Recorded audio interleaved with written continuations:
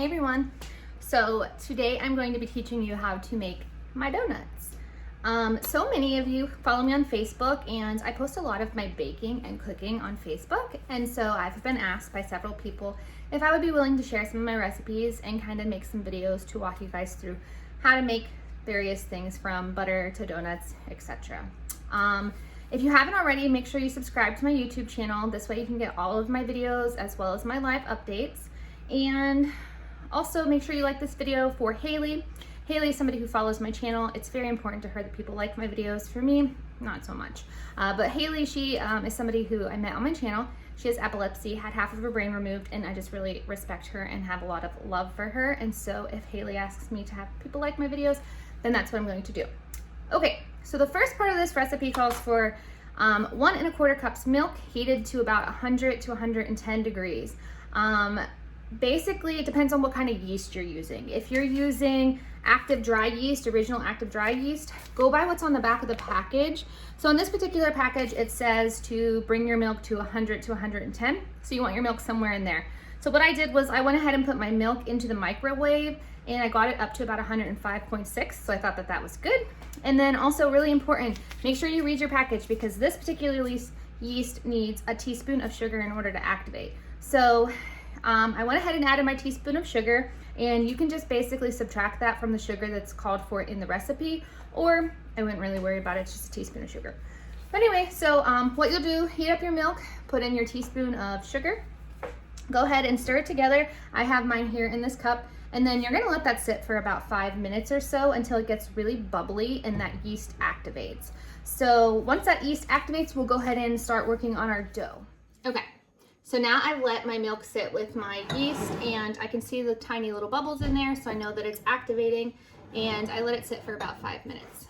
The next step in the process is to combine everything in your electric mixer. So you want to put your milk and your yeast in there, and now she's foaming and going. And then you're going to put in 2 eggs. You're going to crack those in there.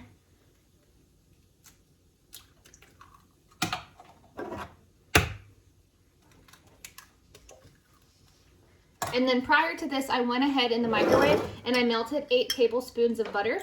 Now you can either use unsalted butter or salted butter. I used salted, so you can omit the 1 teaspoon of salt. If you use unsalted butter, then just add a teaspoon of salt. You want to melt that down, and then, okay, so then you'll just take your butter, and you're gonna wanna get a rubber scraper, because you want your butter to be cool. You don't want it to be too hot because it'll affect the yeast. And then you're gonna go ahead and scrape that into your mixing bowl.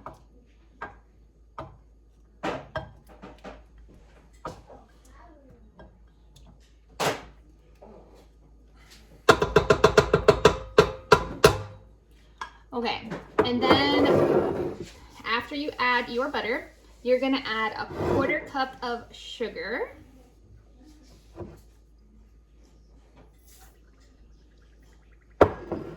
And then you're going to put in half of your flour, which is 4 cups and 1/4.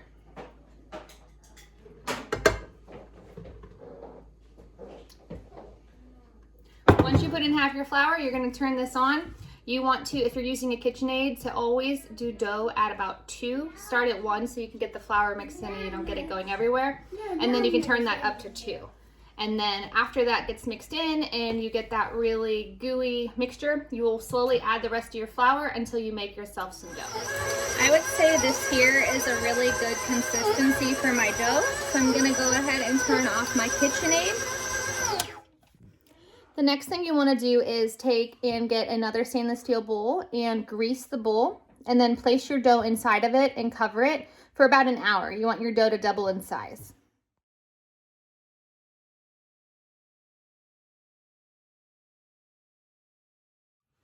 Okay, so after your dough has risen to about double in size, you want to take, so here's my dough that's risen. You want to take and flour your dough area. So where you're gonna roll out your dough, you wanna flour it nice and good. And then I always rub it around.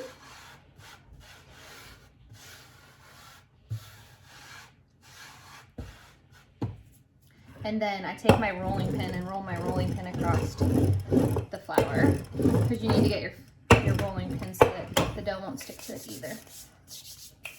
But I don't like having too much flour, so I always take and push my excess flour off to the side. You don't want super floury donuts.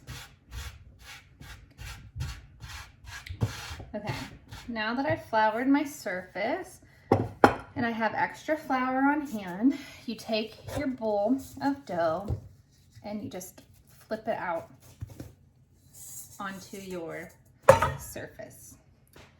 Now that you have your dough laying here, you want to roll it out until it's 1/2 inch thick.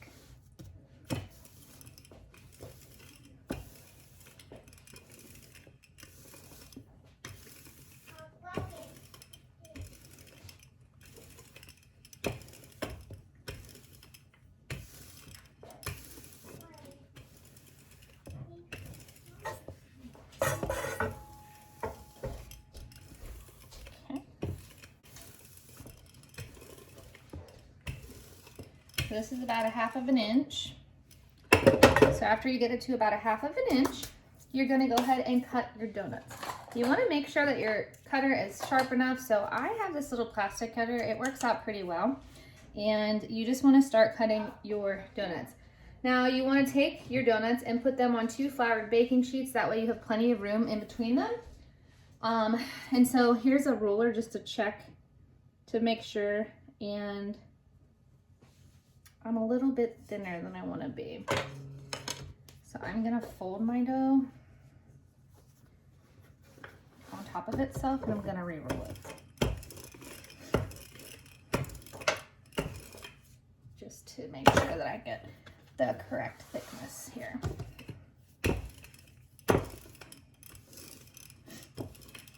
You don't want your donuts to be too thin because then you won't be able to fill them if you choose to fill them. And so now I'm right at 1/2 inch. I'm a little thin on some places, but you want about 1/2 inch thick. So yeah, I'm right about 1/2 inch. After you get the thickness that you want, then you're gonna cut your donuts out.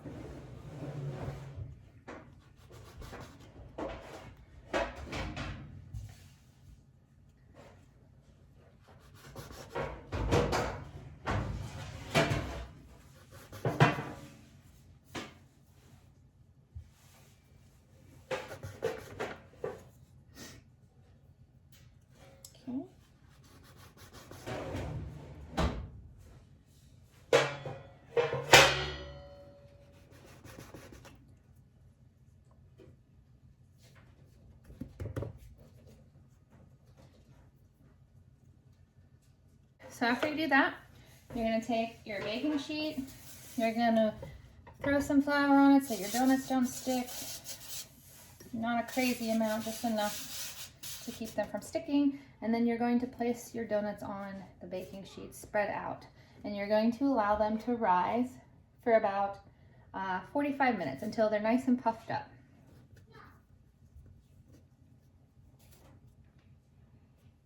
Something I forgot to mention is if you decide to do donuts and glaze them instead of fill them, you'll go ahead and cut your donut and then you're gonna wanna punch a hole in the center with another donut cutter. I would use about this size, which is roughly a 2-inch punch. If you don't have one and you do happen to have a shot glass laying around, you can also take a shot glass and cut out the center of your donut that way. So if you plan on glazing them and not filling them, then you can go ahead and proceed like that. And then keep your centers because you'll use those for donut holes. Okay, next we are going to start working on our cream because we're going to be making Boston cream donuts. If you decide to make glazed, you can completely skip this step, but for us, we wanted to make Boston cream. So what you're gonna do is start your fire under your pot. You wanna have it on a low setting. You wanna add 1 cup of heavy cream and then add 1 cup of milk. And then you will have measured out 1/2 cup of granulated sugar. And of that granulated sugar, you're going to put in 4 tablespoons.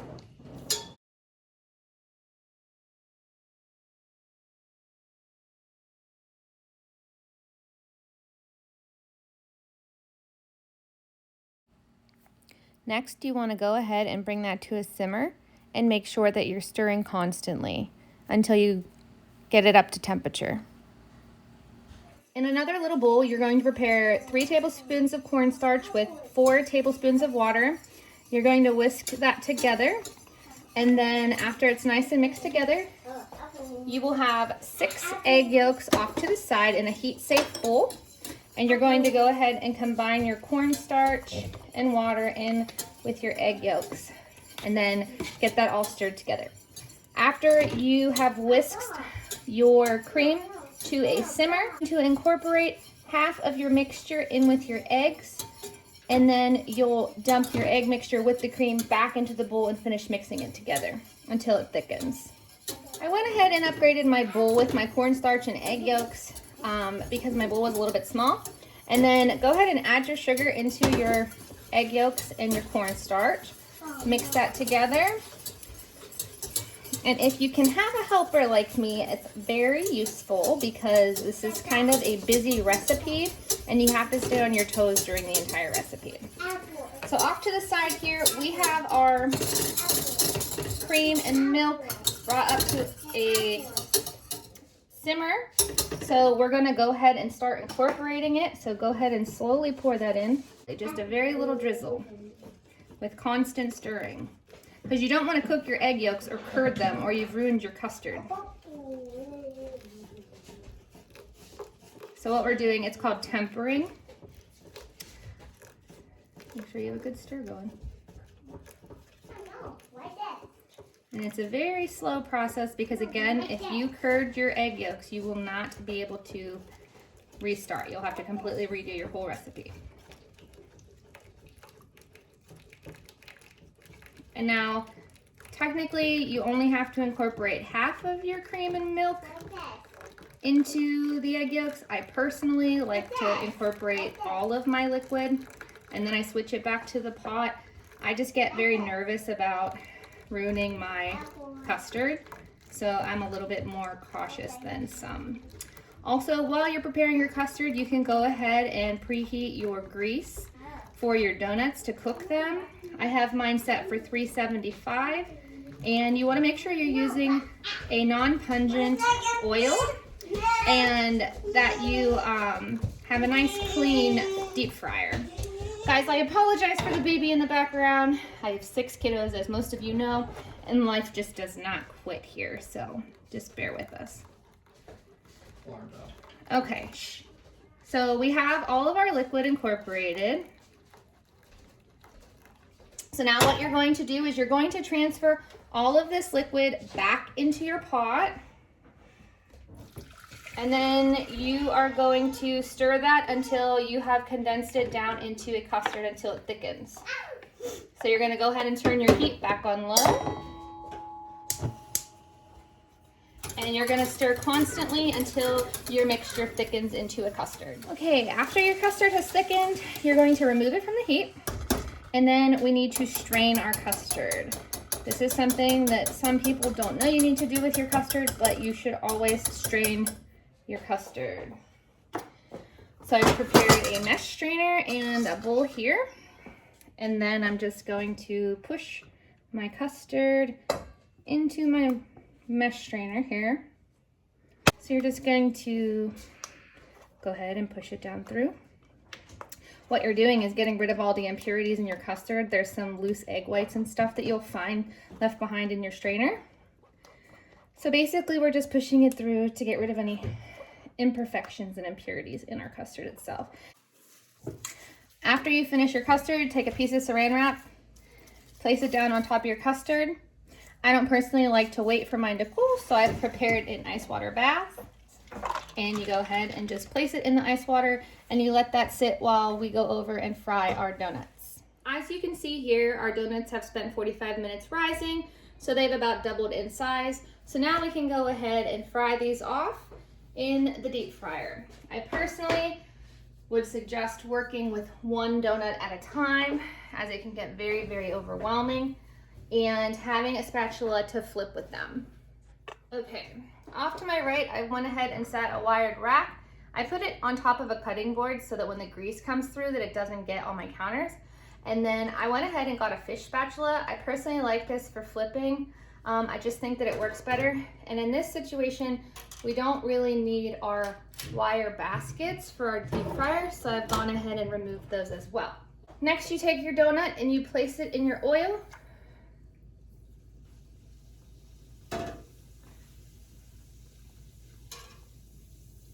You want to wait until it browns, and then you're going to flip it onto the other side.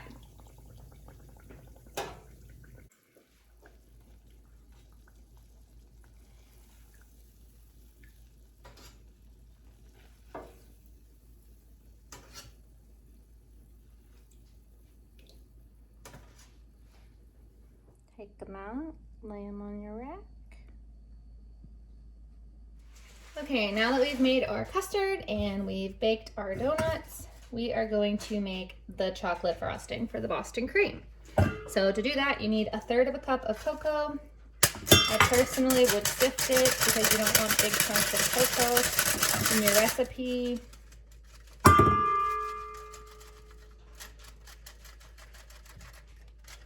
Okay, and then you need 2 cups of powdered sugar. All right, 2 cups of powdered sugar.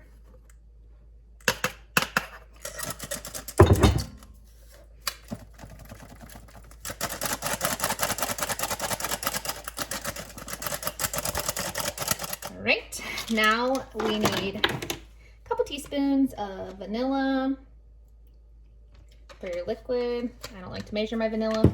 I just kind of like to eyeball it. And then 4 tablespoons roughly of milk. I would start by adding 3 and kind of see where you're at.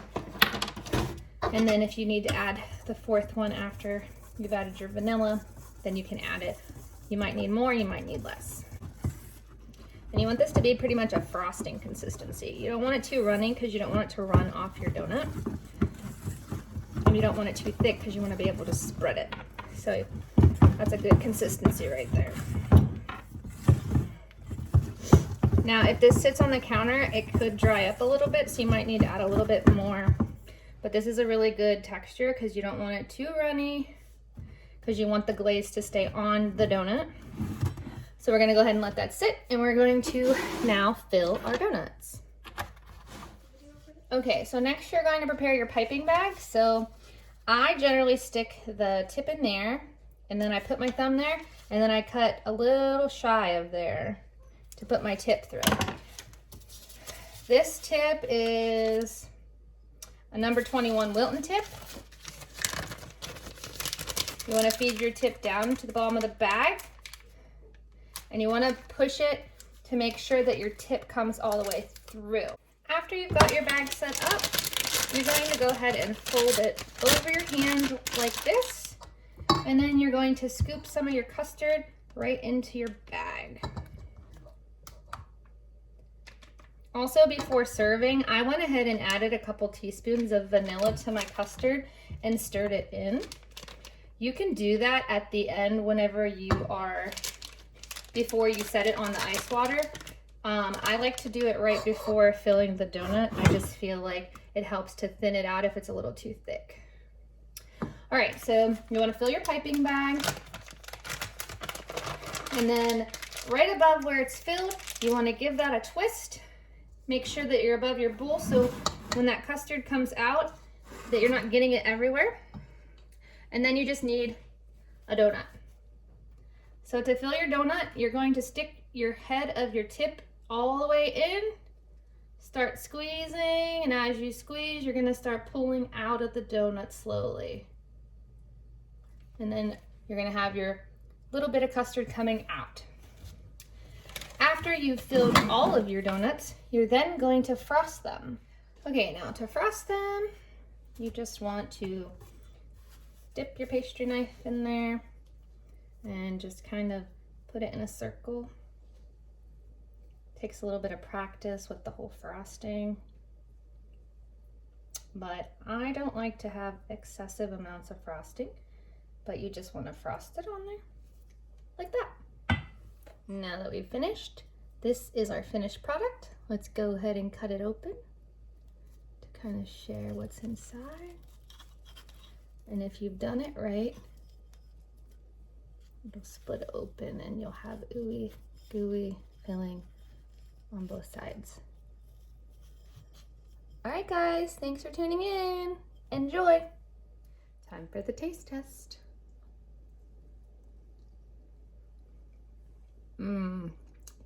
That is a donut. For more tips, tricks, and recipes, be sure to subscribe to my channel and also give this video a like.